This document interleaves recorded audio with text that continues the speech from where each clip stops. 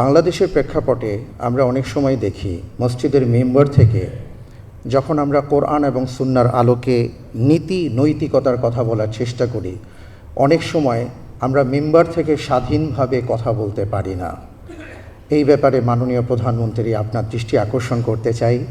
আমাদের ইমাম সাহেবরা, খতিব সাহেবরা যেন স্বাধীনভাবে কথা বলতে পারেন, সে বিষয়ে মেহেরবানি করে যদি আপনি ব্যাপারটি দেখুন, এবং এখানে মাননীয় ধর্মমন্ত্রী আছেন, তারও আমি দৃষ্টি আকর্ষণ করছি।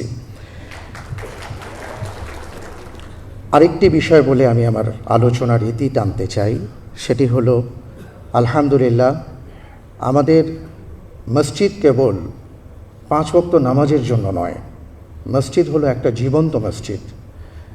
মসজিদে নববীর ইতিহাস যদি আমরা দেখি, তাহলে দেখব মসজিদে নববী থেকে রাসূল সাল্লাল্লাহু আলাইহি সাল্লাম অনেক কার্যক্রম হাতে নিয়েছেন। আমি মনে করি বাংলাদেশে যে 2.5 লক্ষ মসজিদ আছে, এখানে যে প্রায় 7-8 লক্ষ মানুষ সম্পৃক্ত আছেন মসজিদের সাথে, আমরা যদি মসজিদের খিদমতের পাশাপাশি আরও সমাজে উন্নয়নমূলক কর্মকাণ্ডে সম্পৃক্ত হতে পারি, বা আমাদেরকে যদি করা হয়, 4 লক্ষ মসজিদ আছে, জাযাকাল্লাহ খায়ের, উনি বলেছেন যে 4 লক্ষ মসজিদের সাথে তাহলে ন্যূনতম 12 লক্ষ মানুষ সম্পৃক্ত আছেন। এই 12 লক্ষ মানুষকে যদি সমাজের উন্নয়নমূলক কর্মকাণ্ডের সাথে আরও বেশি সম্পৃক্ত করা যায়, আমরা তাহলে দেশকে আরও ভালো কিছু দিতে পারবো ইনশাআল্লাহ।